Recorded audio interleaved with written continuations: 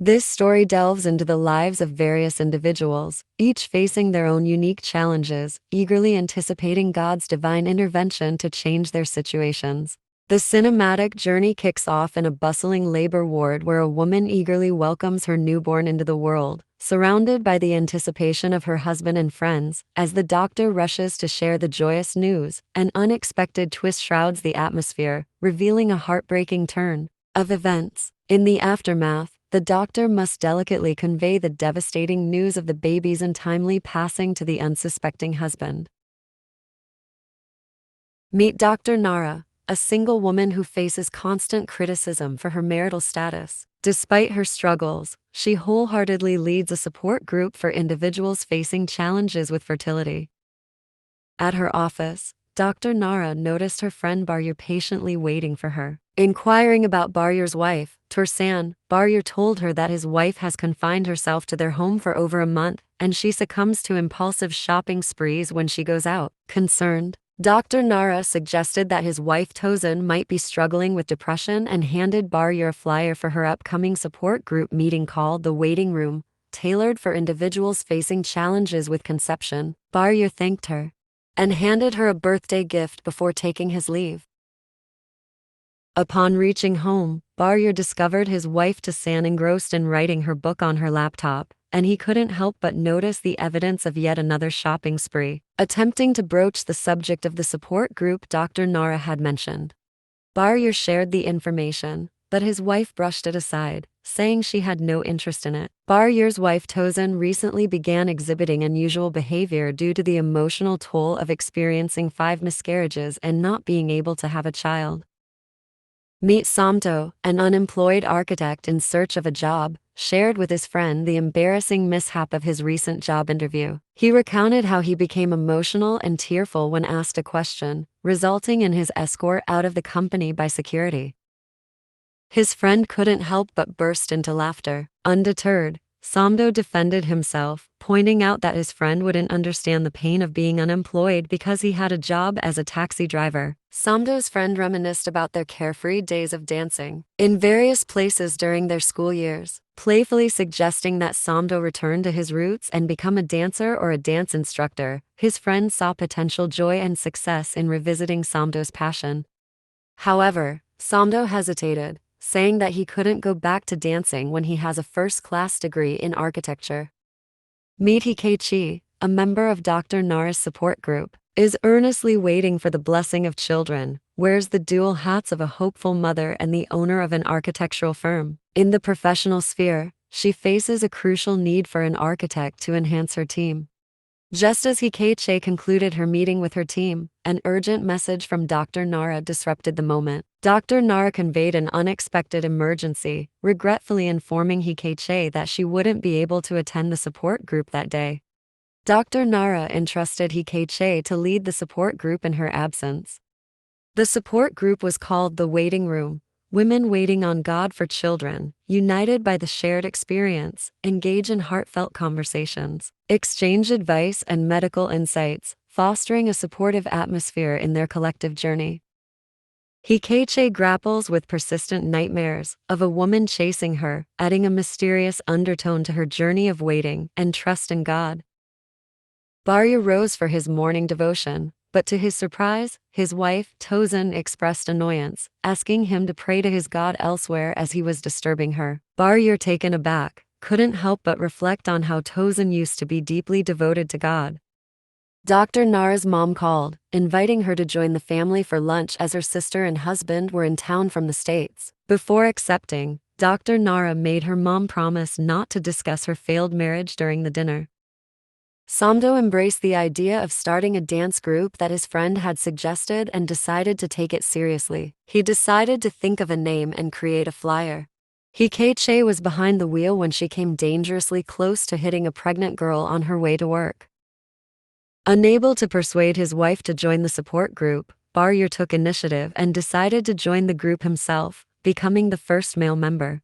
The women were surprised by his presence, as he ventured into the space traditionally occupied by women, all in the belief that it could benefit his family.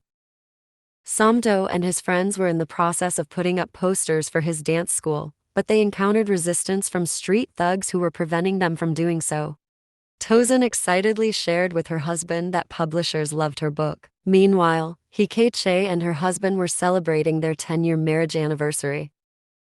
During lunch, Dr. Nara overheard someone using words similar to those her ex-husband had once employed to manipulate her into giving him money. She glanced at the man with a disgusted expression. The man noticed and was surprised cause he didn't know her. Somto's friend, unable to drive Hikache's husband, Mr. Williams, to work on that particular day, asked Somto to help him do so. During their conversation, Mr. Williams discovered that Somto was an architect in search of a job. Intrigued, because his wife needed an architect, Mr. Williams asked for Somto's CV and promised to share Somto's CV with his wife and said that if she found it suitable, she would give Somto a call. Bayo. In one of the meetings, he shared his experience with the women, and in the process, he gained a better understanding of how women felt. They in turn sympathized with him, creating a mutual understanding and offering a valuable perspective from both sides.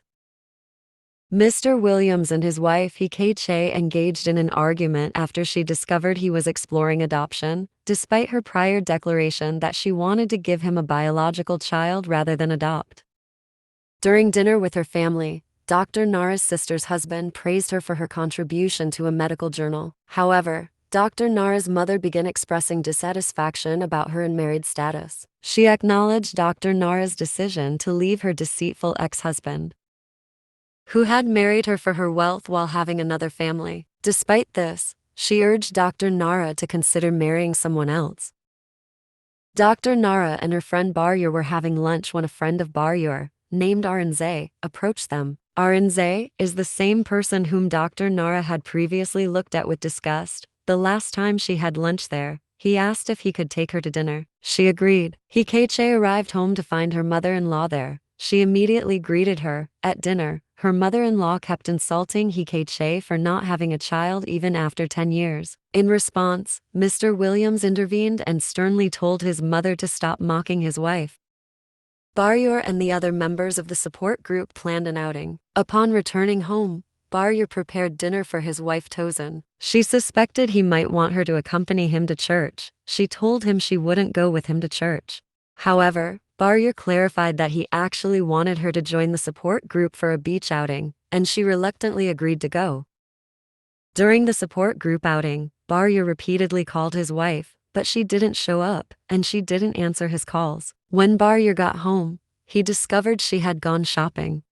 Perplexed, he inquired why she hadn't joined the outing or responded to his calls, and she replied that she didn't feel like.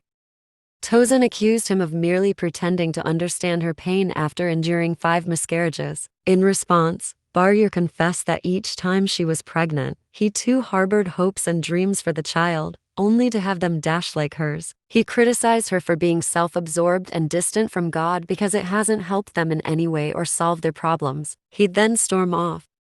Realizing the truth in her husband's words, Tosin felt a wave of remorse wash over her, and she began to cry out to God, seeking forgiveness and guidance. Somto was feeling discouraged by his job search struggles. His friend offered advice, encouraging him to be patient and redirect his focus towards the children he was teaching how to dance. Hikache prayed earnestly for a child, entreating God to intervene in her life and grant her the blessing of motherhood. Arinze expressed his interest in a relationship, but Dr. Nara explained that she's allowing God to guide her, refraining from rushing into relationships after her past experience with her ex-husband. Understanding her perspective, Arinze accepted her decision. Somto was chased by thugs for teaching street boys to dance, but was saved by another thug whose younger brother wanted to join Somto's group. Hikache had a dream where she realized she was the one blocking herself from having children. Upon waking up, she informed her husband of her decision to adopt. He was thrilled and hurried to retrieve his bag filled with information from various orphanages he had researched. Hikache noticed Somto's CV in the bag, and her husband apologized for forgetting to give it to her. Impressed by Somto's skills, she quickly decided to give him a call. Hikache and her husband went to an orphanage and they were introduced to a pregnant girl looking for adoptive parents. To her shock, Hikache realized it was the same girl she had almost hit with her car. She recognized this as a sign from God. Realizing she hadn't been listening to the signs he had been sending her, Hikache invited Somto to her office and offered him a job. Overwhelmed with gratitude, Somto burst into tears.